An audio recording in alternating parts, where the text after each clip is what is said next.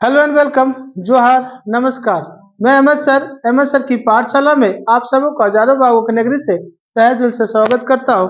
जब आंखों में अरमान लिया, मंजिल को अपना मान लिया, जब ठान लिया तो ठान लिया, क्या आसान क्या क्या मुश्किल क्या। तो चलिए मुश्किल को आसान करते हैं और क्लास 8 की कुछ महत्वपूर्ण प्रश्नों को देखा जाए। प्रश्न संख्या 7, 8, 9। इसमें आपको आज फिर से दिखाया जाएगा कि घनाभ का आयतन या घन का आयतन कैसे ज्ञात करते हैं। चलिए क्वेश्चन को देखते हैं। क्वेश्चन 7 नंबर क्या बोलता है? एक घनाभ की विमाएं 60 सेंटीमीटर, 54 सेंटीमीटर और 30 सेंटीमीटर। इस घनाभ के अंदर 6 सेंटीमीटर भुजा वाले कितने छोटे घन रखे जा सकते हैं? इसको एकदम सिंपल तरीके से मैं बताता हूँ। सीधा क्या करना है कि घनाभ की जो विमाएं दिया हुआ है, घनाभ की लंबाई दी हुई है L बराबर 60 तथा घनाभ की चौड़ाई B बराबर 54 एवं घनाभ की लंबाई चौड़ाई ऊंचाई H बराबर 30 सेंटीमीटर। अब इन तीनों को अगर मिलाकर के आयतन निकालना चाहे तो निकाल सकते हैं? नहीं, हम लोग एक साथ करेंगे। देखिएगा, आसान करेंगे। यहां और लिख दीजिए घन की भुजा भी चर्चा है। घन की भुजा 6 सेंटीमीटर है। निकालना क्या है? कितने छोटे घन रखे जा सकते हैं। अतः घनों की संख्या पूछ रहे हैं हमें कि एक घनाभ है, घनाभ में कितने रख सकते हैं घन। तो घनों की संख्या बराबर क्या होगा?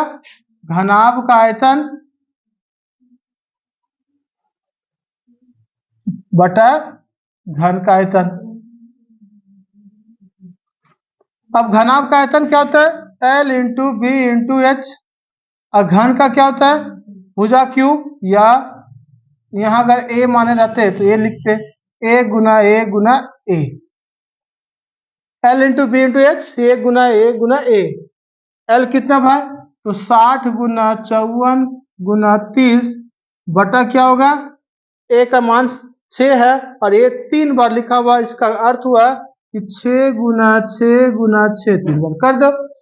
अब इस ऐसा करने से हमें या आपको क्या फायदा मिलेगा? आसानी से कट जाएगा। गुना भागा की काम कम है यहाँ। जैसे 6×25, यहाँ 54 है। 6×9 = 54, 6×2 = 60। तो कितना आया? 10 गुना 9 गुना 5। तो 9 × 5 = 45, 45 को 10 से गुना करेंगे तो आएगा 450। ये 450 घने या घन आंसर होगा। इसमें घनाभ में रखे जा सकते हैं। क्वेश्चन नंबर 8 की ओर चला जाए। क्वेश्चन नंबर 8 लगभग उसी पैटर्न में थोड़ी सी जानकारी चेंज किया। इसमें 56 सेंटीमीटर और 0.4 मीटर गुना 0.25 मीटर माप वाले कार्टून बॉक्स में 7 सेंटीमीटर, 5 सेंटीमीटर और 205 सेंटीमीटर माप की कितनी साबुन की टिक्कियां रखी जा सकती है। कहने का मतलब यह है कि एक घनाभाकार बॉक्स है, उसकी लेंथ, ब्रेथ और हाइट दिया हुआ है। अर्थात उसका हम लोग आयतन निकालेंगे। जब उसका आयतन निकलेगा तो एक साबुन की टिकिया की भी लंबाई, चौड़ाई, ऊंचाई दी है। तो साबुन की टिकिया भी घनाभ की आकृति की होती है, उससे भी आयतन निकल जाएगा और डिवाइड कर देंगे तो आंसर आ जाएगा। या तो फिर अभी जो ट्रिक अपनाए थे उससे भी बना सकते हैं। तो चलो उसी ट्रिक को बनाते हैं। लेकिन इस प्रश्न में थोड़ी सावधानी बरतना है।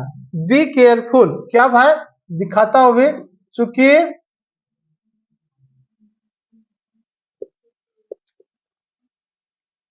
कार्टून की लंबाई L मान लेते हैं इसको। L बराबर 56 सेंटीमीटर। L हमारा 56 सेंटीमीटर है तथा कार्टून की चौड़ाई B बराबर 0.4 मीटर। अब यही आपको सावधानी बरतना है कि साबुन वाला जो है 7, 5 और 205 सब सेंटीमीटर में दिया हुआ है। इसकी लेंथ भी सेंटीमीटर में है। तो ब्रेथ कैसे होगा मीटर में, इसको चेंज कर दो। तो चेंज कैसे करेंगे, 0.4 में 100 से मल्टीप्लाई कर दो, आएगा 40 सेंटीमीटर। ये ध्यान रखिएगा। और यहाँ भी आपको ध्यान रखना है कि कार्टून की ऊंचाई जो है h जो है वह भी मीटर में है, तो सबको मीटर में कीजिए या तो सबको सेंटीमीटर में कीजिए। तो जब कितना चेंज करोगे भाई, इससे अच्छा है कि 2 को चेंज कर दो, 25 सेंटीमीटर। तो कार्टून की लंबाई चौड़ाई ऊंचाई आ गया। क्योंकि साबुन की टिकिया की लंबाई L बराबर 7 सेंटीमीटर तथा साबुन की टिकिया की लंबाई के बाद चौड़ाई कर दो, B बराबर 5 सेंटीमीटर एवं साबुन की टिकिया की लंबाई चौड़ाई के बाद ऊंचाई H बराबर कितना 2.5 सेंटीमीटर है। तो लेंथ ब्रेथ हाइट इसका भी उसका भी आ गया। अब डायरेक्ट करते हैं। अतः क्या पूछा, कितनी साबुन की टिकियां रखी जा सकती है। अतः आवश्यक साबुनों की संख्या या साबुनों की संख्या। तो साबुनों की संख्या कैसे निकलेगा, तो कार्टून का आयतन निकाल दो। कार्टून कैसी है, घनाभाकार है, कार्टून का आयतन। वो कार्टून थोर वाला कार्टून नहीं देखिएगा, बालवीर वाली कार्टून नहीं देखिएगा, यहाँ ये कार्टून है। और साबुन की टिकिया का आयतन, ये आ गया आपका कार्टून का आयतन बटा साबुन की टिकिया का आयतन। तो स्थिति है, इन दोनों स्थितियों में हम लोगों को क्या करना है, वही formula L into B into H, नीचे भी होगा L into B into H. अब इसमें जानकारी बैठाएंगे, ऊपर में होगा 56 गुना 40 गुना 25 सेंटीमीटर, लगाना चाहते तो लगा दीजिएगा, 7 गुना 5 गुना 2.5। चलो अब कटेगा, इसको पॉइंट उड़ाया, ऊपर गया 10, 25 से कम 25 कट गया, 25 अट्ठी 40 कट गया और 70 अट्ठी 56। तो साबुनों की संख्या लगभग हम लोग का पहुंच गया है। ऊपर में जो जानकारी है उसको लिख दीजिए, 8 गुना 8 गुना 10, तो 8 अट्ठी 64 और 64 को 10 से गुना करेंगे तो 640 साबुन साबुने। जो आंसर लिखा होगा उसको देख करके लिख लीजिएगा। ये रहा इसका आंसर।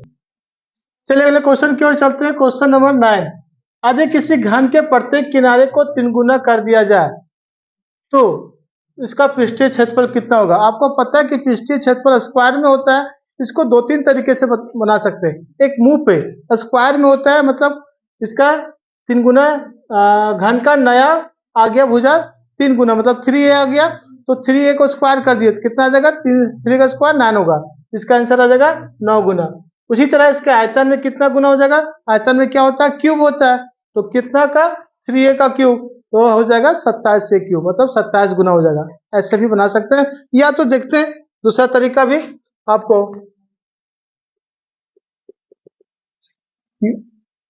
माना कि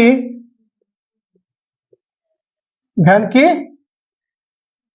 भुजा कुछ भी मान सकते हैं, ए बी सी डी कुछ भी मान लीजिए, ए इकाई मान लिया इसको, मतलब ए सेंटीमीटर की जगह पे हम लोग इसको ए बढ़िया से लिखता हूं।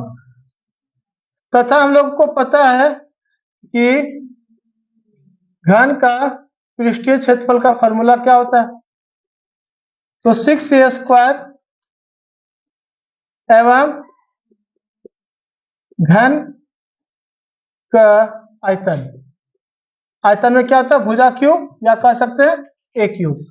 चलिए क्वेश्चन नंबर 1 की ओर चलते हैं। क्वेश्चन नंबर क्या बोला है, किसके पृष्ठ क्षेत्रफल कितना गुना हो जाएगा। तो चूंकि घन के प्रत्येक किनारे को तिगुना किया जाता है। अर्थात हम लोग यहाँ कह सकते हैं कि घन की भुजा क्या हो जाएगा, इसलिए घन की भुजा आपको मिलेगा 3a तथा निकालना क्या है, घन का पृष्ठीय क्षेत्रफल। अब यहाँ पे पृष्ठीय क्षेत्रफल में हमारा 6a² अर्थात 6 इंटू ए की जगह पे बैठाएंगे 3a का स्क्वायर, तो कितना आएगा, 6 रहने दीजिए, 3 का स्क्वायर हो जाएगा 9a²। आपको यही मतलब है कि कितना गुना हो जाता है, तो 9 गुना हो जाता है, लिख दीजिए। अतः इसका पृष्ठीय क्षेत्रफल 9 गुना हो जाएगा, 9 गुना हो जाएगा। ये रहा पहला का आंसर। चलिए दूसरा आंसर देखते हैं इसमें, इसको मैं इरेज करता हूं।